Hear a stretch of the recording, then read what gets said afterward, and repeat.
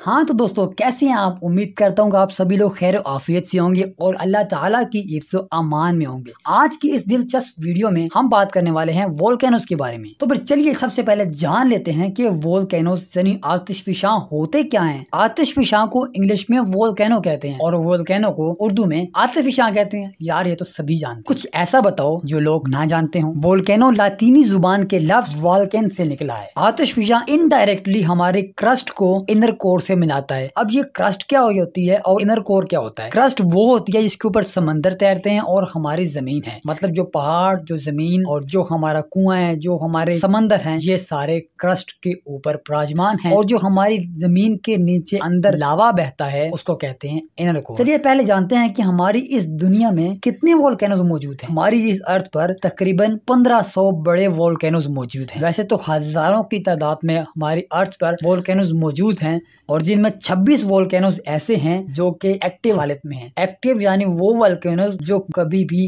किसी वक्त भी फट सकते हैं। अगर बात की जाए सबसे बड़े वोल्केनो की तो नंबर 1 पर आता है किलाया वोल्केनो जो हवाई में मौजूद है। 13,000 से ज्यादा जजीरों के साथ इंडोनेशिया सबसे ज्यादा वोल्केनोज की लिस्ट में टॉप पर है, जिनमें कुछ एक्टिव हैं और कुछ डेड। अगर एक्टिव वोल्केनोज की बात हो ही रही है तो क्यों ना कुछ टॉप लिस्ट वोल्केनो एक्टिव को एक तरतीब दी जाए। तो हमारी इस लिस्ट में नंबर 1 पर है शील्ड वोल्केनो जो कि हवाई में मौजूद है, जिसका जिक्र हम चंद लम्हे पहले कर चुके हैं। और नंबर 2 पर आता है माउंट इटना जो इटली में वाक़ है। नंबर 3 पर आता है माउंट एरेबस जो अंटार्कटिक में मौजूद है। और नंबर 4 पर आता है वोल्केनो डिफ्यूज। और हमारी इस लिस्ट में नंबर 4 पर आता है वोल्केनो डिफ्यूज जो कि ग्वाटेमाला में मौजूद है। अब बात करते हैं वोल्केनो कितने किस्म के होते हैं। वोल्केनो की बड़ी 3 इकसाम है। सबसे पहली किस्म है एक्टिव वोल्केनोस। अब बात करते हैं कि वोल्केनो आखिरकार कितने किस्म के होते हैं। वोल्केनो 3 किस्म के होते हैं, इनमें